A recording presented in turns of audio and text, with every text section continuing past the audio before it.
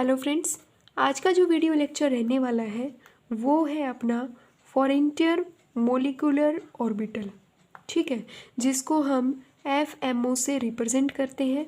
कल वाली video lecture के अंदर हमने FMO किसका बनाया था, इथाइलिन मॉलिक्यूल की का बनाया था।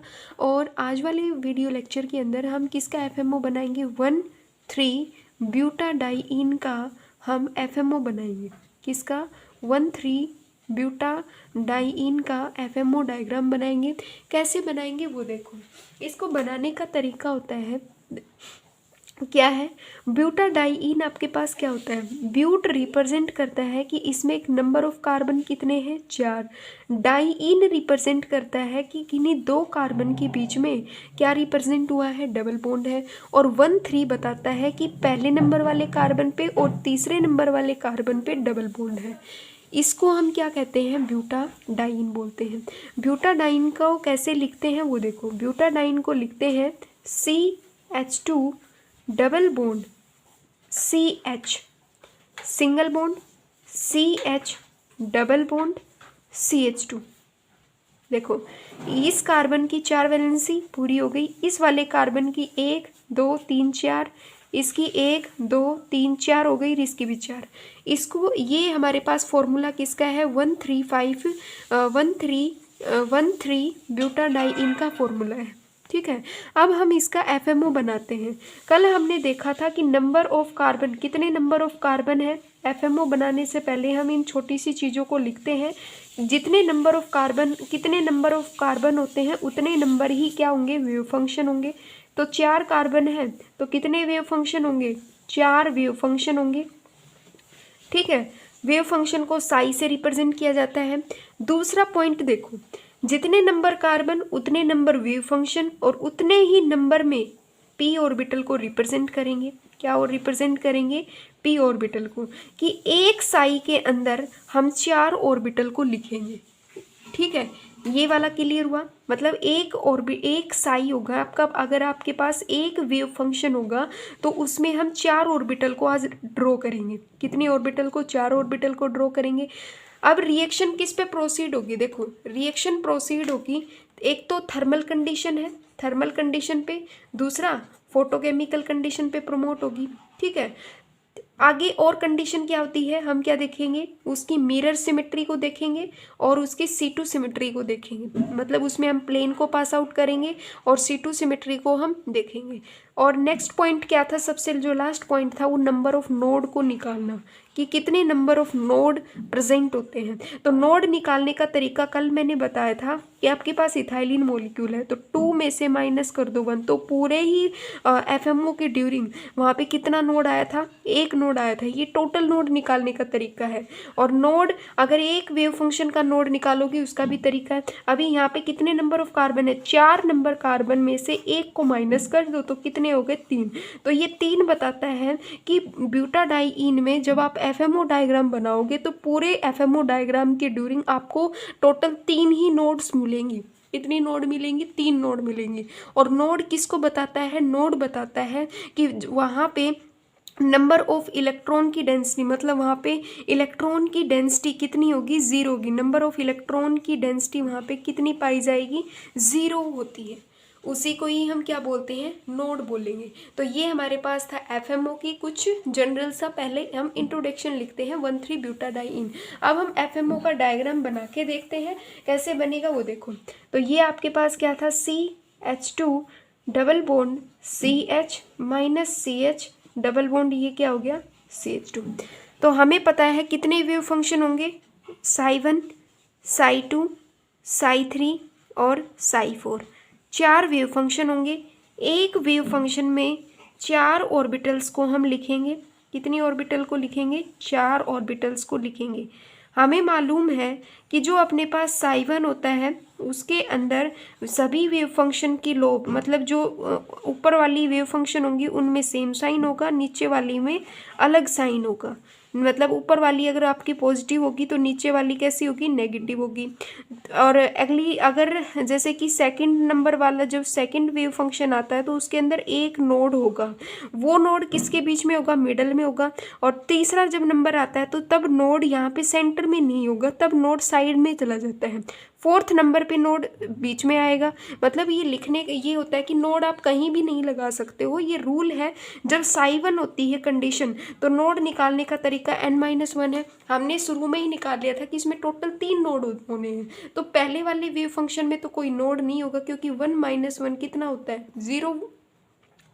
2-1 कितना नोड होगा, एक नोड, ठीक है। 3-1 कितने होंगे, 2। तो यहाँ पे इस वाली ऑर्बिटल में 2 नोड आएंगे और इस वाली ऑर्बिटल में कितने नोड होंगे, 1 2 3, ठीक है। तो यहाँ पे कितने होंगे, 4-1 कितने हो गए, 3 नोड। तो टोटल अपने पास इस ऑर्बिटल में कितने नोड हो गए, मतलब एक इसमें एक इसमें एक इसमें, 3 नोड काउंट हो गए। और नोड इनके बीच में कितने हैं, इसमें 3 नोड होंगे, इसमें 2 नोड होगा, इसमें 1 नोड होगा। तो यहाँ पे एक नोड, लेकिन यहाँ पे नोड को ड्रा करने का तरीका है कि जब आपकी साई1 होगी तो उसमें कोई नोड नहीं प्रेजेंट होगा। इसका मतलब होता है जहाँ पे प्लेन ऑफ सिमेट्री होगी उसके बीच में कभी भी नोड नहीं होगा। पॉजिटिव पॉजिटिव पॉजिटिव पॉजिटिव, मतलब ऊपर वाली इस ऑर्बिटल के ऊपर वाले लोब में सभी साइन सेम रहेंगे, पॉजिटिव पॉजिटिव और पॉजिटिव, नीचे नेगेटिव नेगेटिव। अभी इसमें कितना नोड है, एक नोड है। नोड का मतलब है कि इसमें इलेक्ट्रॉन की डेंसिटी एक पॉइंट पे 0 के बराबर है। तो यहाँ पे अब हम नोड को कहाँ पे रखेंगे, वो नोड ना तो आप यहाँ लगा सकते ना आप यहाँ लगाओगे।